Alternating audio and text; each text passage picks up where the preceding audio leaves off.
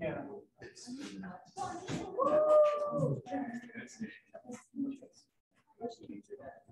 You guys were playing ping pong.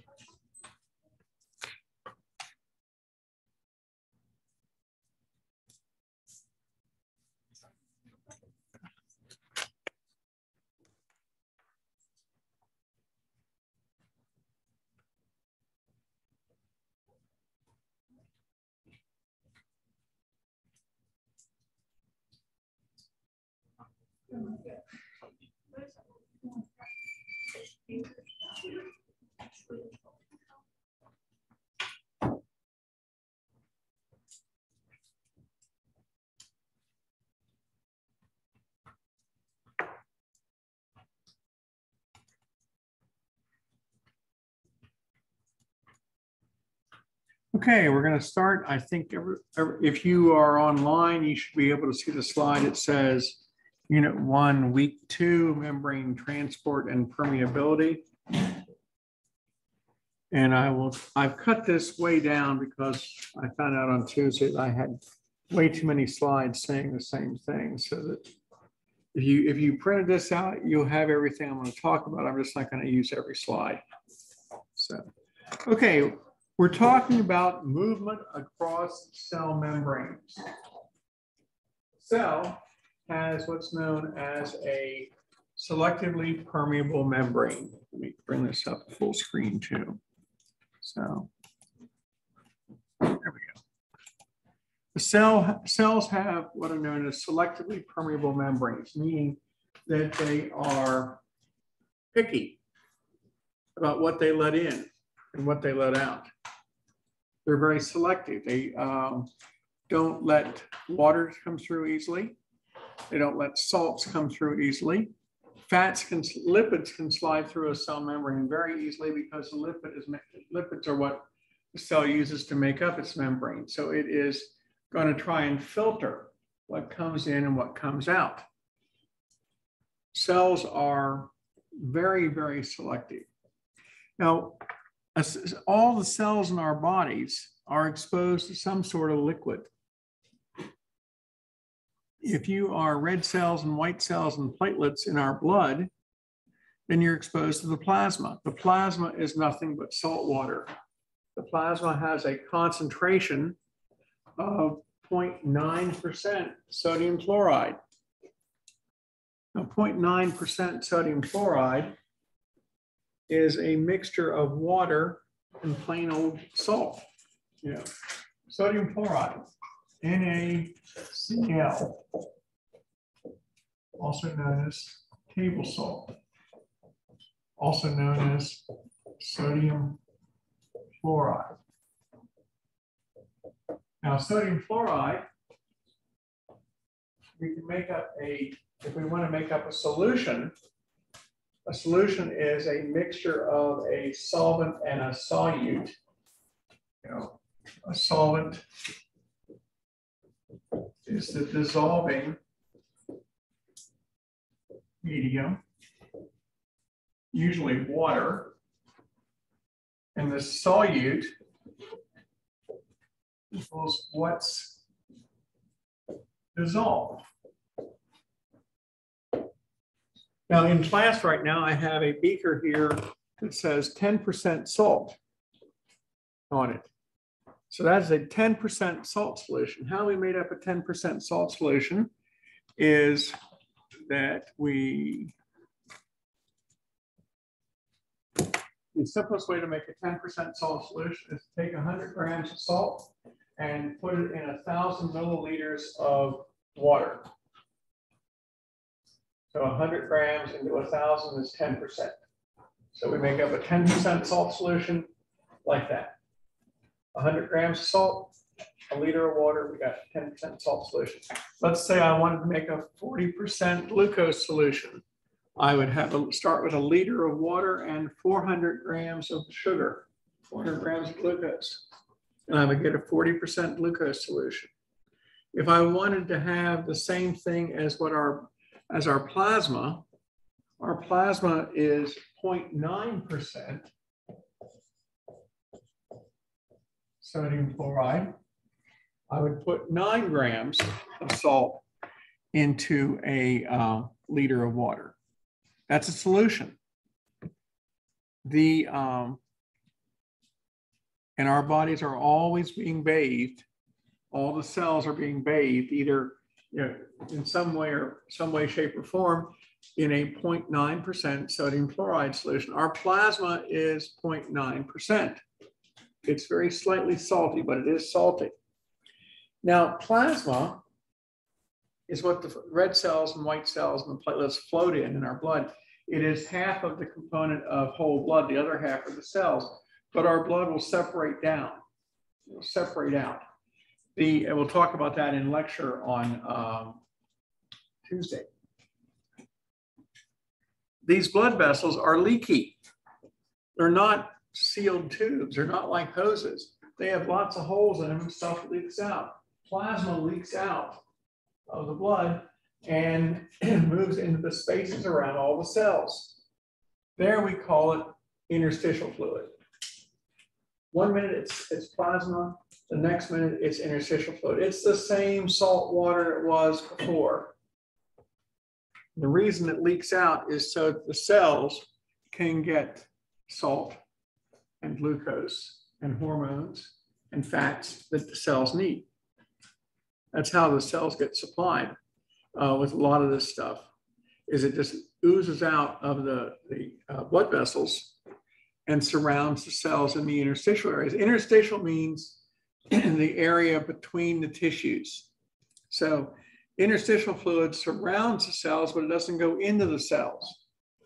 But it provides everything the cell needs. It can provide glucose, it can provide hormones, it can provide acids and bases and salts that the cell may want.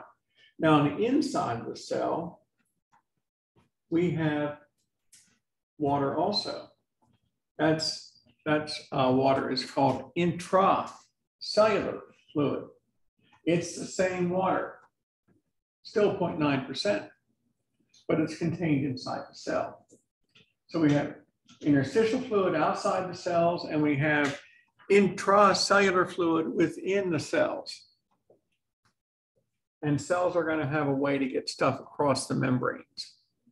The membranes are normally very inflexible in letting stuff across. But cells need things so they can let stuff across the membrane when it needs it. Now, cells are frugal. Cells don't like to expend any more energy than necessary. So they're always looking for a free ride. They're looking for something that's passive. Passive movement, passive transport across a cell membrane is wonderful if you're a cell, because there's no energy spent. Cells don't like to spend energy. They're cheap. They're economical. They're not cheap, they're economical. They don't like to spend a lot of energy on things that they can get for free, because when they do spend energy, they spend it on important things like contracting muscles or pumping out hormones or something like that. So cells depend on passive movement across the membrane a lot.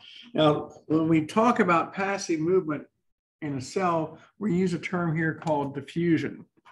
Diffusion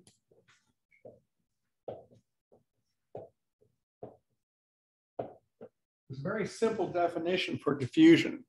Diffusion is movement from a high concentration to a low concentration of a substance, what we say down its concentration gradient. Down its concentration gradient. So let me get there. There we go. Diffusion. Down its concentration gradient from a high concentration to a low concentration. If I had a pellet of dye and I put the pellet of dye in a beaker of water, I would start to see a color form right around the pellet, and gradually the color would spread. The dye didn't do anything. The movement of the water molecules in the water, water molecules are always in motion, and they will spread the dye. If I open up a bottle of a very odoriferous chemical, let's say butyric acid. Butyric acid smells just like rancid goat butter, really nasty stuff. But let's say I open it up here and pour a little bit out into a beaker. Gradually, the whole room would get the benefit in the odor of rancid goat butter, because the air molecules in motion would passively spread the joys of rancid goat butter around the room. It would go from the highest concentration in this corner to the lowest concentration in that corner. You'd be the last ones to get to smell it. So, but you'd still get to smell it. And it would spread until we reached what we call equilibrium, where the amount of odor-causing molecules are evenly distributed. In the case of the dye, when the dye particles are evenly distributed, that's equilibrium. And cells will always, diffusion always wants to drive towards equilibrium, so that there is no net movement after that. Once everything is evenly distributed, then you can see the picture of the beaker there. The purple dye in that case is spread evenly. In the case of the butyric acid, the whole room would stink evenly. So now let's okay, let me go back here. Passive transport does not require any kind of energy. Cells don't have to spend any energy for diffusion to take place. If we were going to put a dye pellet into water, it would diffuse on its own with no energy involved. We wouldn't have to do a thing. The same if I opened up the bottle of butyric acid, it would spread around the room without us doing anything. Passive is what cells like. Sometimes, though, we have what's known as active transport, where cells actually have to spend energy. And a cell will often spend 40% of its energy budget on different types of active transport. So that's why, there are just a few things that cells have to spend their energy on. Active transport is a big one. And so they like to get everything else as much as they can passively. Now, when we're talking about movement across a membrane, we're usually talking about solvents and solutions. A solution is a mixture of a solvent and a solute, like salt water. Salt water, 10% sodium chloride, is a solution. It is a mixture of the solvent, which is water, and the solute, which is salt. In most cases in our bodies, the solvent, the dissolving medium, is always going to be water.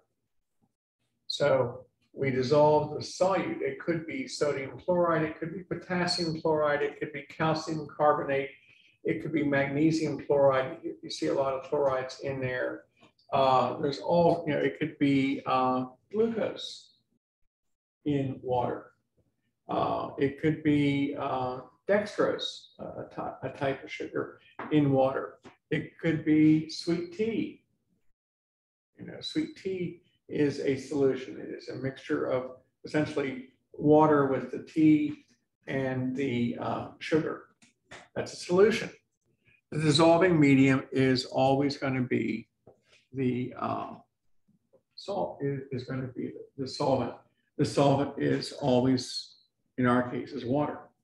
Now, within the cell, as I said, the intracellular fluid is the water inside the cell or inside the nucleus.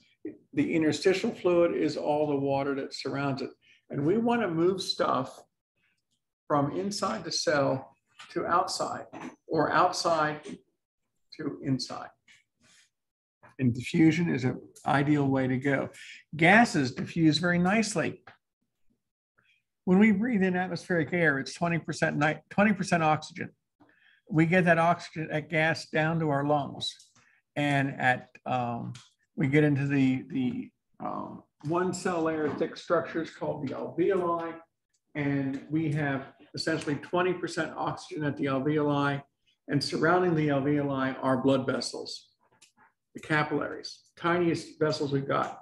They're also one cell layer thick. Oxygen will diffuse passively from the alveoli into the blood vessel, into the blood, because there's always more oxygen in the lungs than there is in the blood. Because remember, diffusion works from a high concentration to a low concentration. There's higher oxygen inside the lungs than there is in the blood, so oxygen diffuses into the lungs.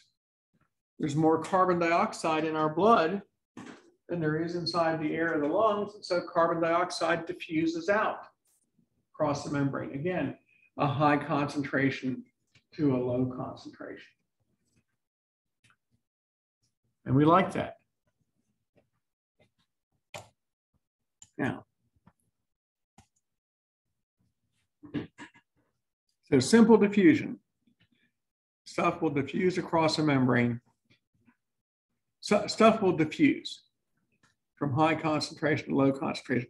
If a membrane gets in the way, it may or may not make it that way. But simple diffusion is going from a high concentration to a low concentration. Now, there's a term here called osmosis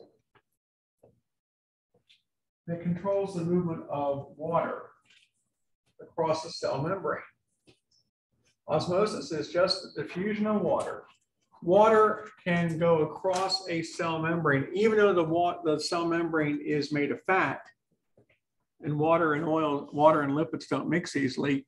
Cells have little tiny channels called aquipores that let water go through. It's like a little water pipe in the cell membrane. And it will allow water to move into the cell or out of the cell. Now, osmosis says that water moves from high water to low water. Osmosis is the movement of water across a membrane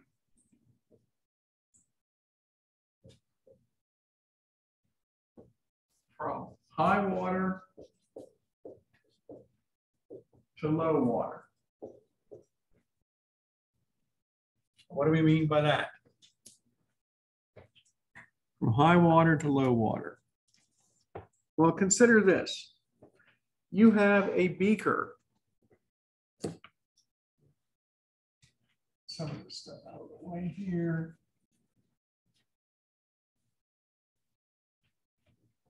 Let's see if I can get this to come up on the screen. Okay.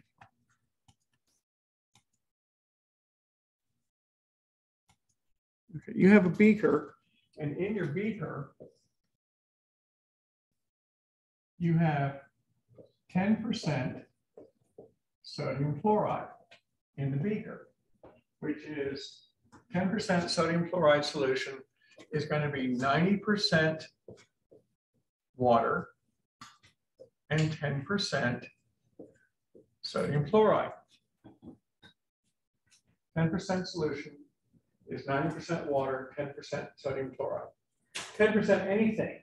If it's 10% glucose, it's going to be 10% glucose and 90% water. So that's the concentration inside the beaker. See, there's the top of the solution in the beaker. You know. Now, if you had an artificial cell and you put that artificial cell inside the beaker,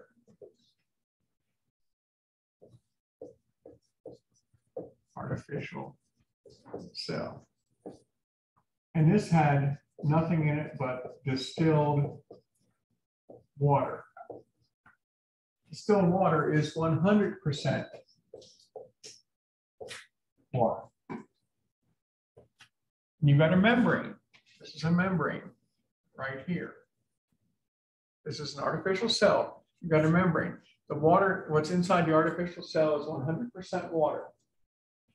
Now, if you have this little system set up here where you've got 10% sodium fluoride outside the cell with 100% water inside the cell, which side has the higher water concentration? Outside the cell. Water. Water. Yeah, inside the cell. Thank you. 100% water inside the cell. Distilled water, nothing else in there except water. 100% water. Water concentration in the beaker is 10% salt and 9% water. Water always moves across a membrane from the highest water to the lowest water. It doesn't matter if it's 100% going to 90%. It doesn't matter if it's 60% going to 40%. Whichever side of the membrane has the higher water concentration, water will go across the membrane from the high side to the low side, always. This is how water moves across our cells. So this is osmosis, movement of water across a membrane. Now, why is this important to us? Well, consider if you have a patient who's been vomiting for 24 hours. They've been vomiting and have diarrhea, and they've been losing lots and lots of fluids. That fluid that they're losing is coming from their plasma and from their interstitial fluid. The salt is left behind, but the water is leaving through the diarrhea, through the vomiting and whatever. Now, so the water is leaving, but the salt remains behind. The water that's around the cells is getting saltier and saltier. The water content of the interstitial fluid is dropping. Instead of being 0.9% sodium fluoride, it may be up to 1%. 0.9 to 1, it's not that much of a jump, but it's a jump. Or maybe 1.2%, it may be going up. Now inside the cell, it's still 0.9%. So if a patient becomes dehydrated through vomiting and diarrhea, when their water level on the in the plasma and interstitial fluid drops below what's inside the cell, what are the cells going to do? they're gonna send more water out. The cells, when a person becomes dehydrated, they're dehydrated because they lost plasma, and because plasma and interstitial fluid and lymphatic fluid and urine and everything else, it's all the same water. It just cycles around. If we start losing that water, we're going to get saltier. And if we're saltier, we represent less water. So the cells will start giving up their water because they have the higher water. Normally, there's no movement of water between the outside of a cell and the inside because the water levels are the same, driven by the solutes. Now, I have a demonstration here to show you that this actually works. These two beakers here, I'll hold this up so that people that are zooming can see it. These beakers, like this is, there we go. That is 10% sodium chloride in that beaker. And this beaker is 100% distilled water. Inside each beaker is an artificial cell. The cells are made from dialysis tubing, which is the same type of tubing that's used in dialysis equipment. The tubing, which we see right here, has extremely small microscopic holes in here that we can't see. Now it's filled with water. Water is not leaking out, but given the right environment, like in a beaker, water may leak out of the cell. So what's happening is in the saltwater beaker, I have an artificial cell that is 100% water, just like I showed you on the screen here. So in the saltwater beaker, I have an artificial cell of distilled water. In the distilled water beaker, I have an artificial cell containing 10% salt. Now we already know that in this distilled water beaker, it's 100% water. The artificial cell inside there is only 90% water. We would expect water to go into the artificial cell if osmosis is going to work. Now, how do we know that? Well, we'll look for a weight gain. I weighed the artificial cells before we started class. At 2 o'clock, I'll weigh them again. If osmosis is working, water will leave the beaker of distilled water and go into the cell, and the cell containing the salt, since there's less water inside there, that cell should gain weight. And in this one, the 10% salt solution in the beaker, the cell contains 100% distilled water. Well, there's less water outside the cell than there is inside. Water should leave the cell and go out there, and the weight should drop if osmosis is working. So we'll see what happens here with these two, this little demonstration. So what we expect to see is a weight gain in the saltwater cell and a weight loss in the freshwater cell, because the freshwater cell should give up water. Now let me get back to this. Okay, so what we should see then in osmosis is water should move across the membrane, and that's how it works in our bodies. We try to move water back and forth. See, we don't lose salt. We don't really lose a lot of salt. We retain salt, but we lose water. And our bodies monitor our salt levels all the time, because it's a whole lot easier to monitor our blood for salt than it is to try and monitor the water levels. So if the salt levels go up or down, if our salt levels go up, it means that we're thirsty. It means we've lost water. If our salt levels go down, it means we got too much water. So because we've diluted the salt. Okay. And here we see an example in the animation. On the left side, you have high water and low sugar. And you can see that the high water is going to go across the membrane to the other side where you have high sugar and low water, because water always travels from high water to low water. So what do you need to remember from that? One statement. With osmosis, water goes from high water to low water. That's all you need to remember for osmosis. Okay. And I've weighed them already, and we're going to weigh them again at 2 o'clock and see what happens. So here we have the one example, 100% distilled water in a dialysis bag and a 10% salt solution. And the other beaker, we have a 10% salt solution in a dialysis bag, the artificial cell, in a beaker of distilled water. So we'll see what happens with that.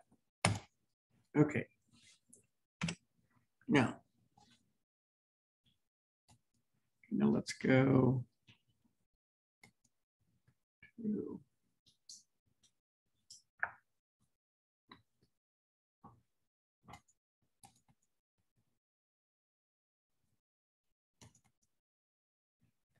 okay, everybody should see the slide that says human tissue types, muscles, connective, and nervous. I hope it's showing up.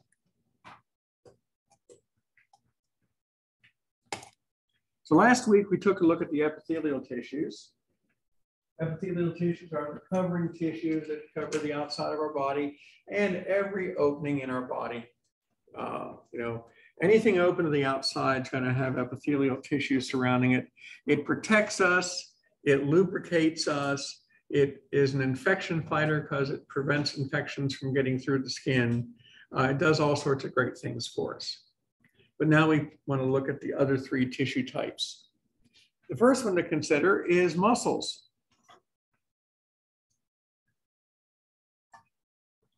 Only 3 categories. We have skeletal muscle. Under voluntary control, we get to move our arms and legs with skeletal muscle. We control that. We control the force of our actions. We can use a little force to move something, or we can use a lot of force. Every time we use a muscle, we use a certain number of cells to determine the strength behind the force.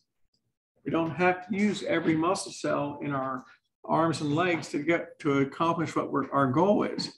The force we apply is based on what we're trying to do. So we have that kind of voluntary control. Skeletal muscle is also called striated muscle. It has light and dark bands that look like striations or stripes. It has to do with the arrangement of the contracting units in the cell. Cardiac muscle is found only in the heart, second category here. It is involuntary. The only place we see it is in the heart. The only similarity it has to skeletal muscle is that it too is striated. And the other category is smooth muscle. Smooth muscle shows up in our digestive system, surrounds our digestive system. It squeezes our digestive system to push food through from the esophagus to our anus. It also surrounds all of our blood vessels so that we can squeeze our blood vessels or relax our blood vessels as necessary, because we don't have enough blood in our bodies to fill up every vessel all the time. We have to share. We have to move blood around to where it's needed. So we're constantly shifting the blood that we have from one location to another. And depending on our response to what's going on around us, our blood vessels may open up or they may close down and restrict the flow. We're not aware of that. We don't have any control over that. It's also involuntary. Okay, this is what skeletal muscle looks like up close. Striated, lots and lots of stripes, light and dark bands here. We see skeletal muscle, voluntary control. We tell these muscle cells what to do. We see the striations here, lots of striations. That's how the arrangement of the cell. Those areas where the striations are will actually slide back and forth to contract. Now we have lots of adipose within our skeletal muscle because we want to use the adipose as a good source of energy. We also have lots of nuclei in here. You'll notice all these little, there's the adipose. These are nuclei, multiple nuclei when we are laying down our skeletal muscle in utero, we form the muscle cells from smaller cells. We never lose a nucleus. It doesn't matter because these cells never reproduce. The muscle cells we have now are the cells we were born with. We don't make new muscle cells. We can make them bigger by exercise and eating protein, or we can make them smaller by not eating protein and not exercising, but we don't grow new muscle cells. If the muscle is damaged, then we get scar tissue, which doesn't do anything for us other than serve as a placeholder. So we don't get new muscle cells. We just get bigger or smaller. So the nucleus doesn't really matter as far as we don't have to worry about reproduction of the cells through mitosis because they're never going to do that. And these muscle cells are amazing because they're going to last a lifetime. You know, they'll go 90 years in function. Okay. So this is the second category. These are the smooth muscle. Totally different. They don't have any striations. They also only have one nucleus per cell. They are shaped like a spindle, pointy on the ends and thick in the middle. They line the digestive system in 2 layers, and they line every blood vessel. Smooth muscle. Each muscle cell has its own nucleus. They don't reproduce either. But what they do is they are under involuntary control. Our nervous system tells them what to do when we need to have it done. We need to open up a blood vessel. It's a hot day. We go outside, it's hot. And we send a lot of blood to our skin because we right below the skin because we want to get rid of body heat. On a cold day, we will restrict the flow to our skin because we don't want to lose heat. During a fight or flight response, when we are dealing with some sort of emergency or trauma, we're going to restrict blood flow to the unessential organs like our skin and our reproductive tract and our digestive tract and our urinary tract. And we're going to send blood primarily to the brain, the heart, lungs, and muscles so that we can respond to the crisis. And the rest of the body can just sort of wait for a few minutes. So, which is, you know, that's the consequences of a fight or flight adrenaline-driven response. Okay. And again, this is smooth muscle. This gives you a better perspective on the shape of the individual cells. It is long and skinny and pointing at the end. So it's one nucleus in each cell. And here's a close-up of the shape of the muscle cell. Now, where do we see smooth muscle? Well, here is a cross-section of the small intestine.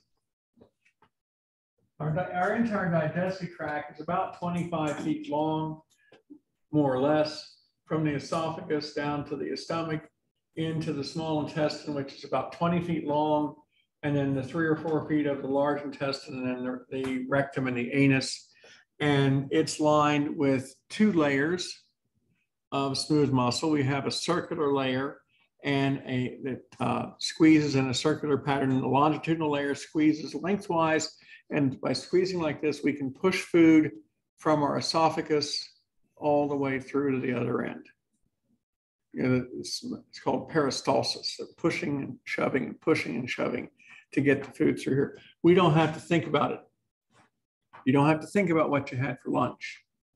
And is that quarter pounder, where is it now? Is it in my stomach? Is it moved into the small intestine? We don't have to think about it, it's automatic. So this is where we would see the muscle layers in our small intestine. Now, the heart, cardiac muscle cells, only place they're located are in the heart. They are very different than all the other muscle cells. They are striated. That's the only similarity they have to skeletal muscle cells. They are involuntary, but they're smaller cells. They branch. They will branch from one cell into 2 cells. They have these things called an intercalated disc. Those dark lines that you see along in here. The dark lines are where we have connections between the cells. Now, when the heart contracts, unlike skeletal muscle, where we only use the muscle cells we need to use, like if I'm going to pick up my phone or if I'm going to hammer a nail, I'm going to use different forces every time. I'm going to use more cells to hammer a nail than I am to pick up my phone, I hope. The heart's not like that.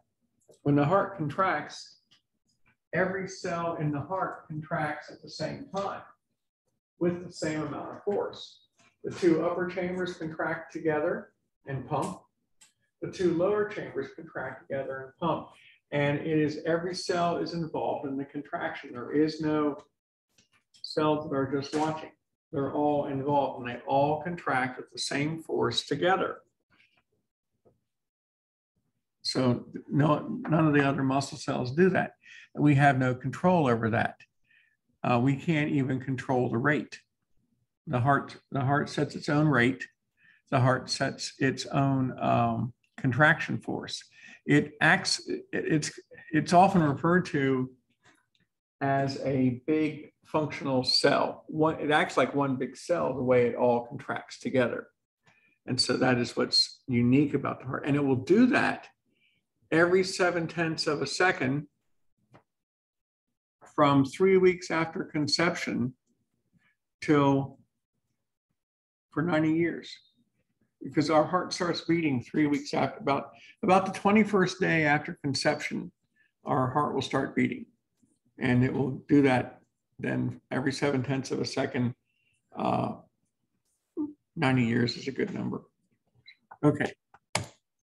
This is what it looks like up close. You can see the striations in here, which resemble that of skeletal muscle.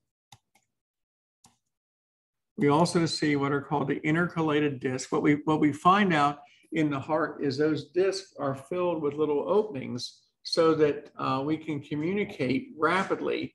We send electrical signals through these openings at the intercalated disc so that the heart can get its signal to contract in every 7/10 of a second.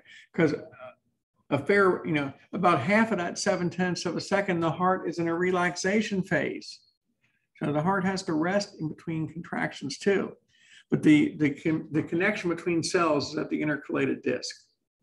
And then of course, you can also see the branchings of the cells.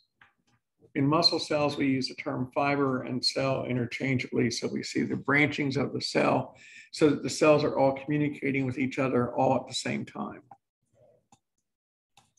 And every cell has a nucleus. And again, these cells don't reproduce either.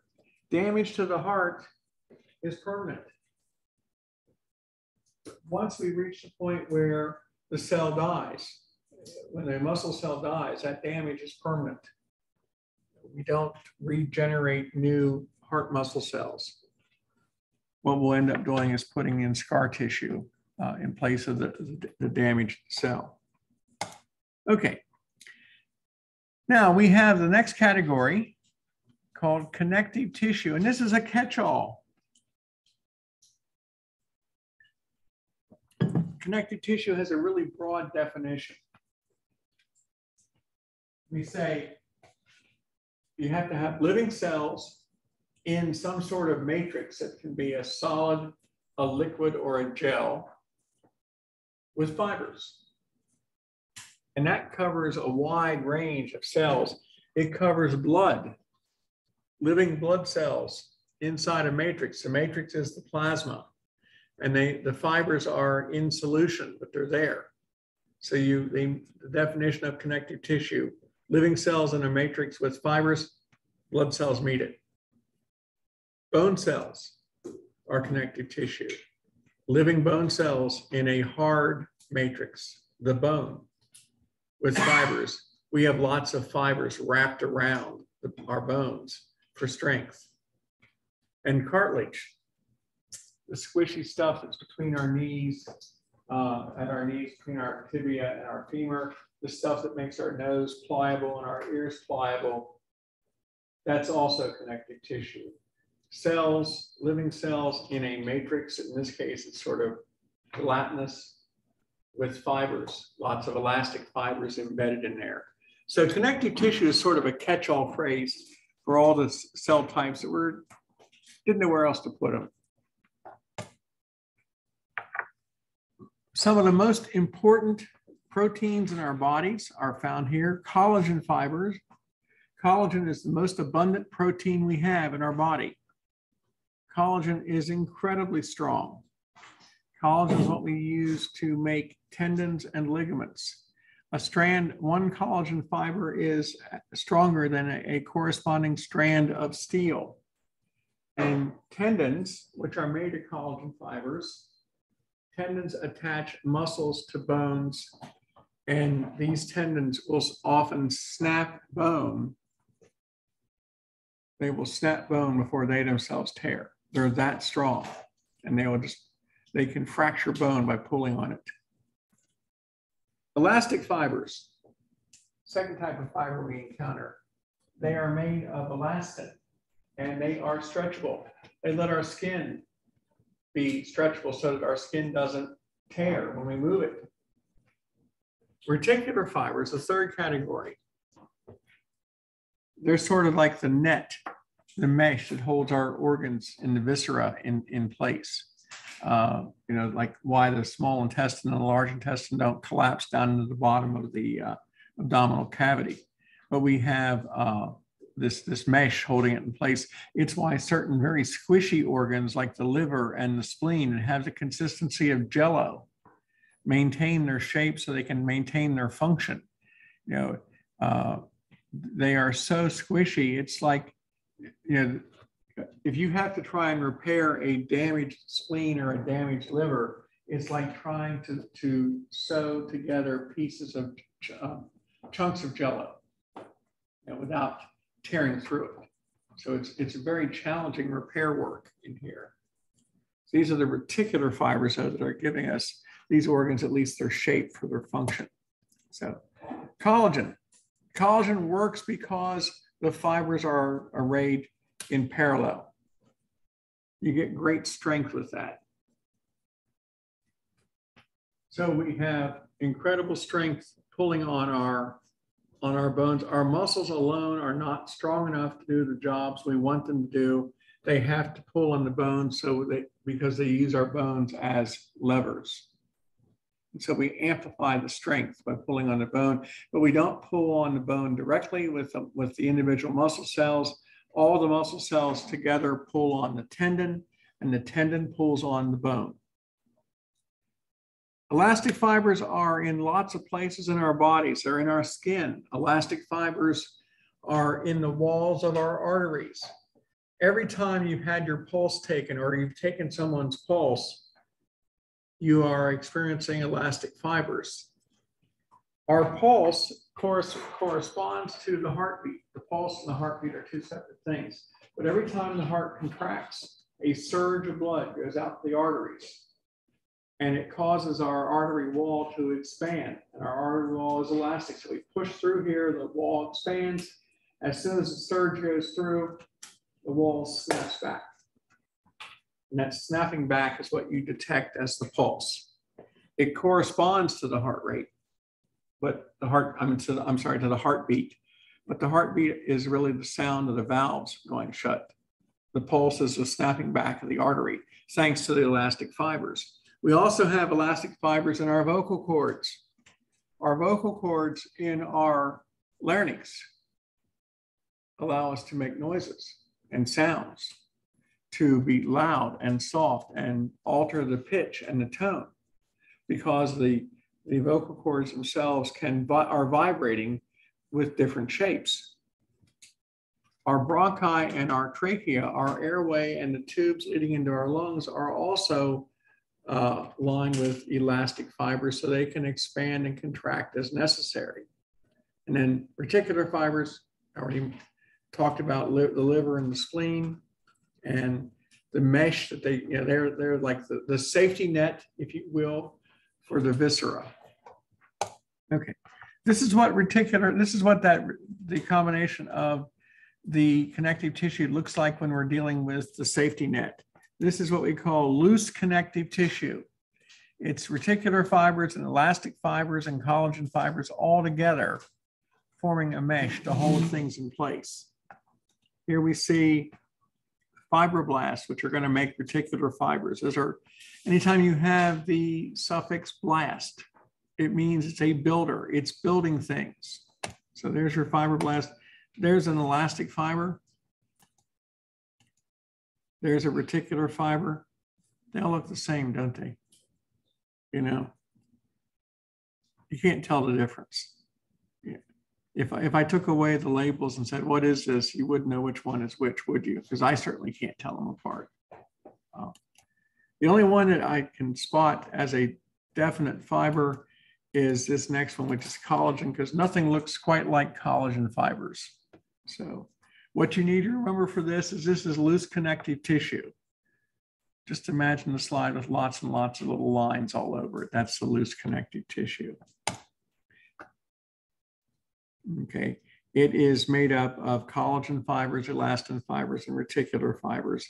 There is more loose connective tissue than any other type of connective tissue. We use it everywhere that we want to hold things in place. It lines the basement membrane of our epithelial tissues.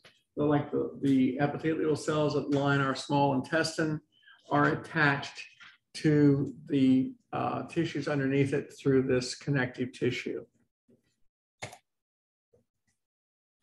We also see it helping to form the skeleton of our spleen.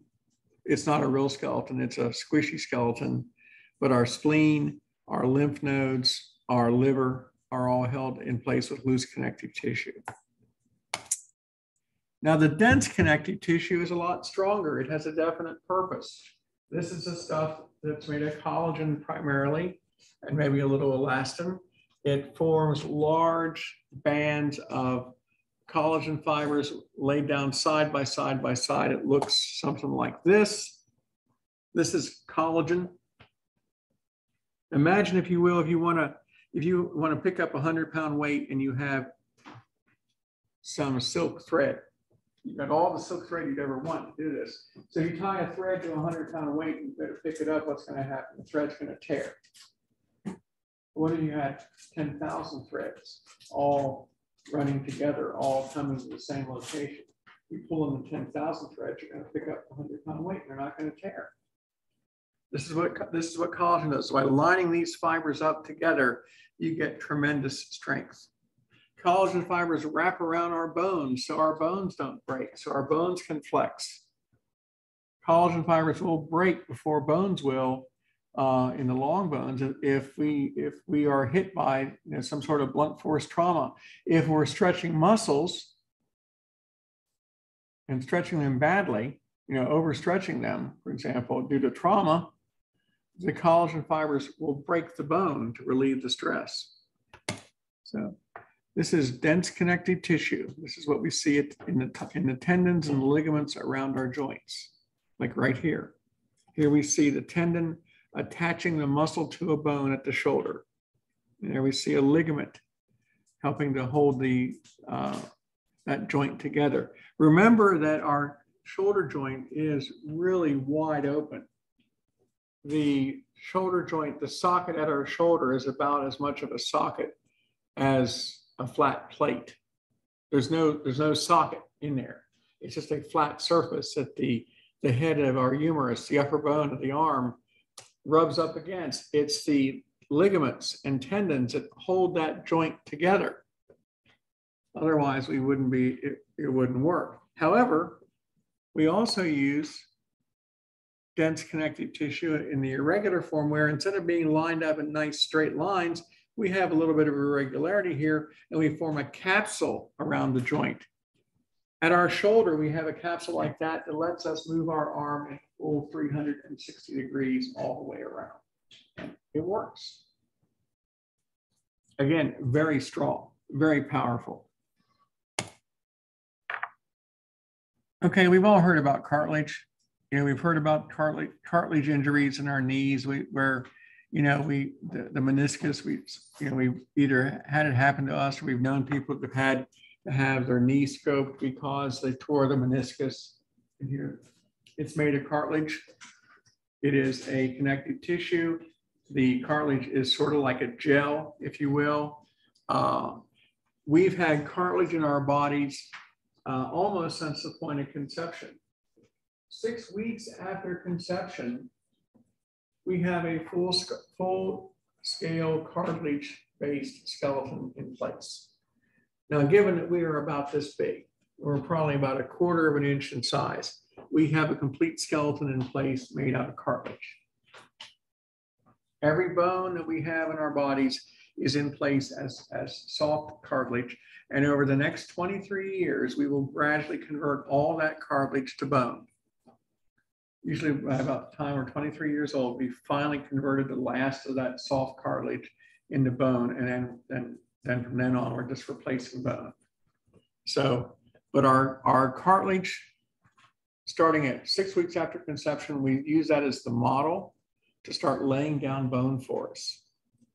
And there are some places where we still have bone, I still have cartilage, the tip of our nose, our trachea, the airway, our ears are hyaline cartilage. And we have cartilage between our vertebrae. That's a different type of cartilage, but it's still there. We have, it's known as fibrocartilage. We have cartilage at the pubic symphysis in the front of our pelvis, where we have articulation between the two hip bones. And again, that's also has a higher fiber content than this stuff, what we have here, the flexibility. This is what cartilage looks like. Doesn't look like a whole lot. What you have here with hyaline cartilage, the cells that make cartilage are called chondroblasts.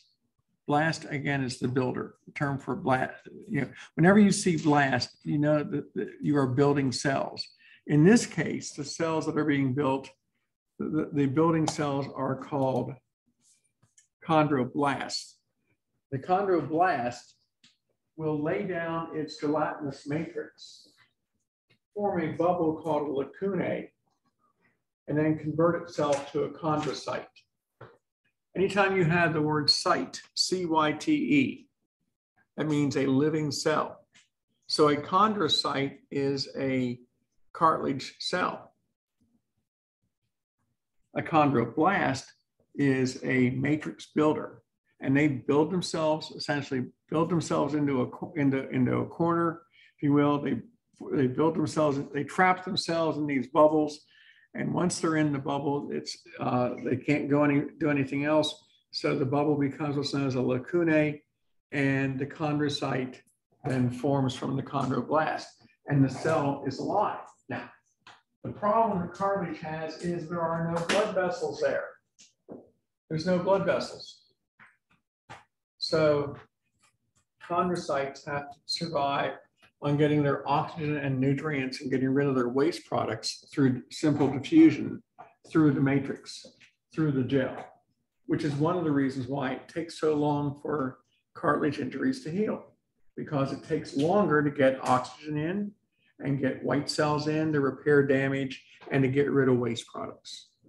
So, but this is how cartilage gets laid down. Bone, another type of connective tissue, is much harder, but bone is also alive. The bone is mineralized. The cells that build bone are called osteoblasts. And the matrix here contains both collagen for strength, but also calcium and phosphate for strength. So we get flexibility from the collagen, we get strength and flexibility from the collagen, and we get hardness and strength from the calcium and phosphorus. And so the bone is very firm. It looks like this. This is what we call compact bone. And the compact bone is laid down by osteoblasts that trap themselves in their own little bubble too, called a lacunae, and then they become osteocytes. There. So we have an osteocyte in the lacunae. The difference here is that all those little dark lines are canals that connect all of the osteocytes to each other. And then they're all connected to what's called the haversian or central canal, so that every bone cell is supplied by blood vessels, bringing in oxygen nutrients, taking away waste products, and by neurons to pick up sensations. So these cells don't operate, trapped in their own little bubble. They're stuck inside their bubble, but they are in communication and in contact with all the other cells in the bone. Because we all tend to forget that bone is living tissue. 40% of our bone is organic material, living cells. The other 60% is the calcium and phosphorus. Adipose tissue. Adipose tissue is also connective tissue. It's a type of loose connective tissue. It stores lipids. We use adipose tissue for cushioning and for insulation and for energy storage. Lipids contain much more energy than carbohydrates do. A gram of fat contains 10 calories of energy, whereas a gram of carbohydrates is only 4 calories. The adipose cells will shrink or expand based on the the lipid content of the individual. And so here we see the adipose tissue. The fibers are elastic that allow it to stretch or shrink as necessary. Here we see there's a nucleus of there's a cell right there. And all these adipose cells are going to have a nucleus, and they're going to grow or shrink based on their lipid content. And the last type of connective tissue is blood. Blood is unlike any of the other ones because blood is a liquid in a liquid medium. The plasma is the liquid component here. And the living cells are the red cells and the white cells and the cell fragments, the platelets. The cells are suspended in the plasma. And so you've got 3 different types of cells and cell fragments in here. And the fibers are required to meet the definition. The fibers are in solution. The fibers only become activated when we have an injury and we're bleeding, we have to form a clot. So the fibers form when we need to clot properly because we've had some penetrating injury. And this is blood. We can see here, the little purple dots are the cell fragments, the platelets. They are part of the clotting process. They will form a plug to stop the bleeding as quickly as they can and before we get a full-blown clot forming. But they are not cells, they're only cell fragments. Here we see a couple of white cells. We call it white blood cells. You can identify a white blood cell because it has a nucleus. Red blood cells don't have a nucleus. White blood cells are the infection fighters. They produce antibodies to fight infection. They also produce white cells that are called natural killer cells. Their role is to kill pathogens or destroy infected cells. That's what they do. And so we see the white cells. And then of course the red cells, there are many, many more red cells, red blood cells.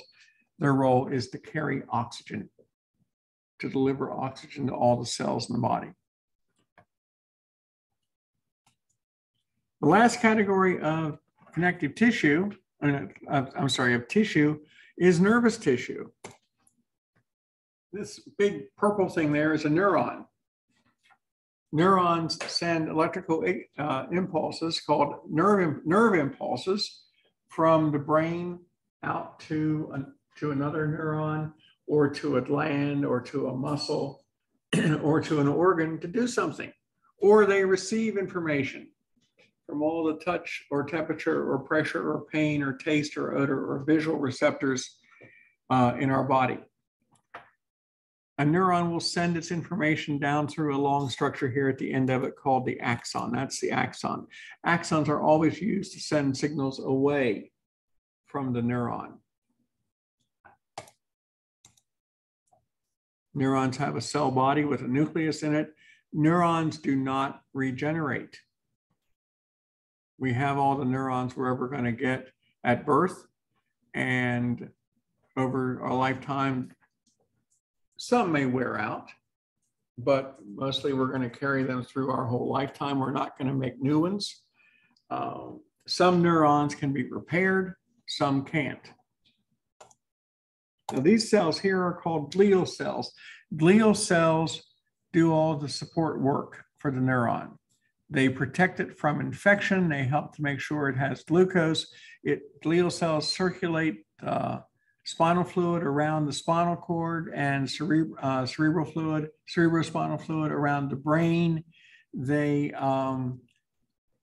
make insulating coatings for the axons so that we can send signals, send nerve impulses at extraordinarily fast speeds.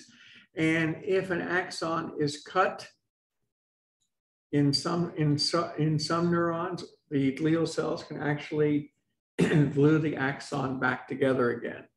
And that's really important, because if we couldn't do that, how could we ever do a transplant? Because if you cut an organ, you cut a nerve to move an organ for a transplant, what's the point of putting the organ in if it's not going to connect to another nerve, to the nerve that was there? So the glial cells actually can repair those axons, not in the brain, not in the spinal cord, but in all the other nerves. So like if you have someone who has their hand cut off or a finger cut off, or even their face removed. Remember, we've had face transplants. So they work because these axons can be repaired. There's the nucleus. Even though we don't reproduce as a neuron, we still have a nucleus. It still has functions. And we see, let's see, there we go. These fibers up here are the receiving ends of the neuron. Signals come in on one end of the neuron, pass through the cell body, and go out through the axon. And they communicate. The largest nerve in our body is the sciatic nerve. It's about 4 feet long, starts right here at our hip and goes all the way down behind our big toe, behind our knee. And the smallest nerves in our bodies are the connections of nerves inside our brain. We're like, you know, a 1/16 of an inch in length. So, okay. Now, close up of the cross section of the small intestine. Again, this shows you where we have our the 2 layers of smooth muscle, there and there. The longitudinal layers on the outside and the circular layers on the inside. Remember, this is internal. This is, you know, this is the abdominal cavity out here, but down in here at the bottom of this picture, we're actually looking at the lumen, the opening in the small intestine proper. You know, because these are the mucus layers. Up here is the serous membrane layer. And if you look very carefully, you can see that these are all simple columnar cells lined up along here, and all these little oval-shaped structures, these little darker oval-shaped structures are goblet cells, because we have lots of mucus located in here. That's why they call it the mucus layers. And of course, the opening is called the lumen. Okay, a little bit about our skin. This covers the integumentary system. Our skin, it has 3 distinct layers to it. We have the epidermis, which is mostly dead. The dermis, which is where we have living cells and our blood vessels show up in the dermis. And then below that, we have what's known as the hypodermis, where we find our adipose tissue. So there's the dermis. The epidermis. There's the dermis. And there's the hypodermis. The layer, the barrier, the line between living cells and dead cells occurs right at the bottom of the epidermis, right at the top of the dermis. The bottom layer of the epidermis is really where the living cells are located. You know, everything above that that's being pushed up are dead cells. And that's what we want. We want those dead cells there to be worn away to continue to protect us. Now, structures. Well, we have lots of touch and pressure and pain receptors here, some deep inside the dermis, some up near the surface of the skin. We have hair follicles that are embedded all the way down to the hypodermis, and the hair shaft extends out, sticks out through the skin itself. Obviously we have hairs.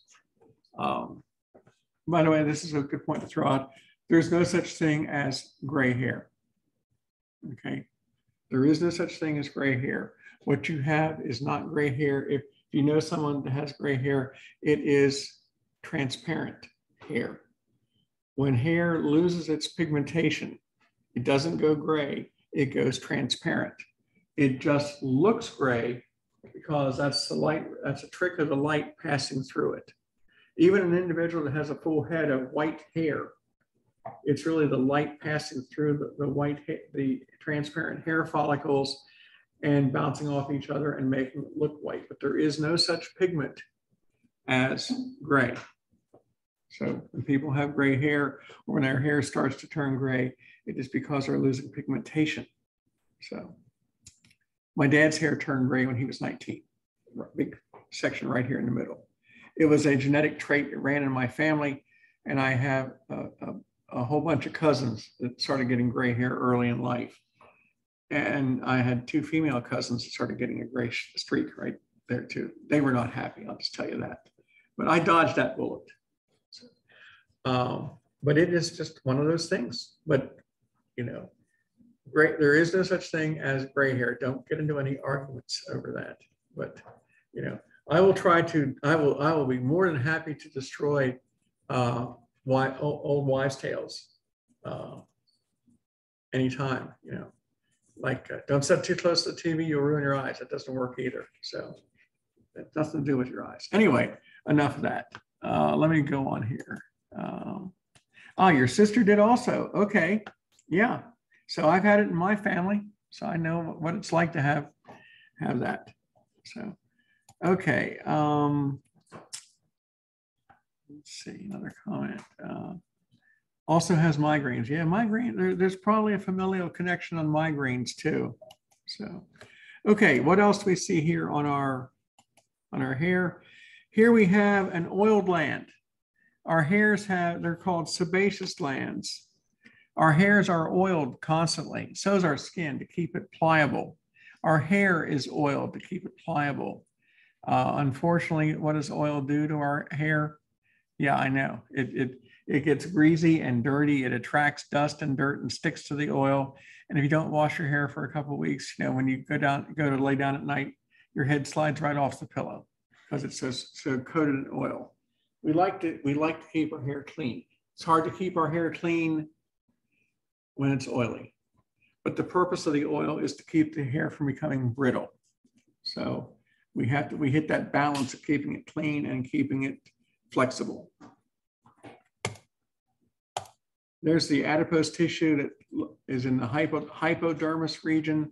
You know, this functions as insulation. It functions as protection too. A lot of places in our bodies don't have any protection except a layer of fat. You know, our kidneys, for one thing, our kidneys set up high here, they've got nothing to protect them. They're embedded in a layer of fat. That's all they got. You know, and blunt force trauma and kidneys just don't get along. So, okay, layers of the skin, different stratums in here. The layer that is the most important for us is down here at what we call the stratum basal. This is the basement layer. That's where we have living cells. Everything else we're pushing up underneath that, you know, above that, so that they can wear away. You know, and depending on, you know, what kind of what we're doing, we may see more and more hairs coming off or less. But we don't notice it. You know, you don't notice when you're shedding skin cells. You know, the only time a person notices that is if they've experienced a sunburn and they're peeling. And everybody can peel. So, and we'll talk a lot about that when we get into the lecture. Okay. another type of receptor cell for touch. There's a sweat gland. They start out deep in the hypodermis. Sweat gland releases water so we can cool down through perspiration. It is, again, under our nervous system control. If we get hot, we sweat to cool down. And we release that water through pores on the surface of our skin, which we probably don't notice either. So now this little structure here is called the erector pili muscle. What it does for us is this is what gives us goosebumps when we get cold. Because when we get cold, that muscle contracts and it elevates the hair shaft. It brings it up. The purpose of that is to trap air around the surface of our skin, because air is an insulator. And by trapping air around our skin, on the surface of our skin, it makes us a little bit warmer. Not that we notice, but that's what it does. Okay. And last thing I want to show you here is on this model, there's one more thing on our skin. There we go. Right there. These little raised bumps, these are called the dermal papillae. These are our fingerprints. These are the loops and whorls and circles that form our fingerprints on our skin. They're based on these ridges that are formed at the top of the dermis. So they are the area directly underneath the epidermis. They're genetically controlled. They've been used for identification for years, probably well over 100 years, long before DNA was ever detected. And the one beauty about fingerprinting is it's a whole lot less expensive than DNA testing. And it is a whole lot quicker. DNA is much more precise than fingerprints, I will say, but it's been used for a long, long time. Again, a fingerprint and DNA, doesn't prove anything other than a person has been there. I put my fingers down here and I leave some skin cells. I leave my fingerprints. It just proves I've been here. It doesn't prove anything else. Something to throw out there. Okay, now let's let me go ahead and weigh these two cells, and we'll see if we got any changes, and then we can call it a day.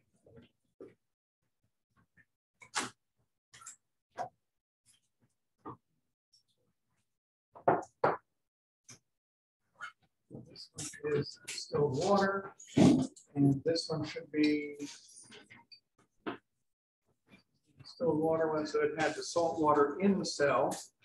So we would expect, since there was less water inside the artificial cell, then outside water should go in. And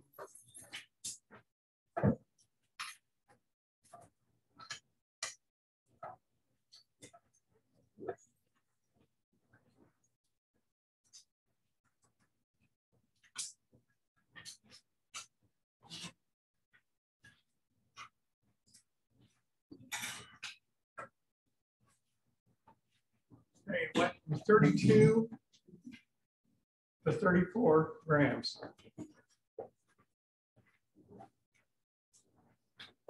To 34 grams. So it went up 2 grams. So the water went into the cell. Maybe the other one, now this is the one where we had the distilled water inside the cell in a beaker of salt water.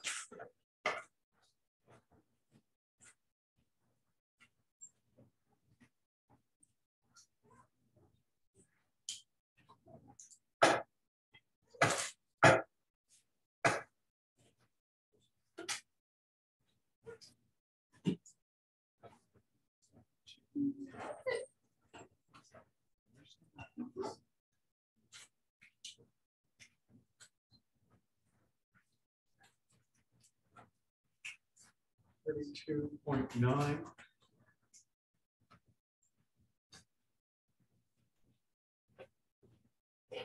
So this went from 34.3 down to 32.9 grams. This one lost water. This one gained water. Just like we thought it would do. The water, the cell that was pure water put into salt water, gave up what the pure water cell gave up water to the beaker because the beaker was only 90% water and the cell was 100% water. So water left the cell, went into the beaker. In this case, we saw it drop about 2 grams. And the saltwater cell gained water. It was only 90% water inside and 10% salt. When we put it into a beaker of distilled water, water went into the cell and it gained 2 grams. So through simple osmosis, working even with the artificial membranes. So, okay. And I guess if you want to check this off as you go out, we can get out of here and we can go have a good class on Monday. School's closed on Monday.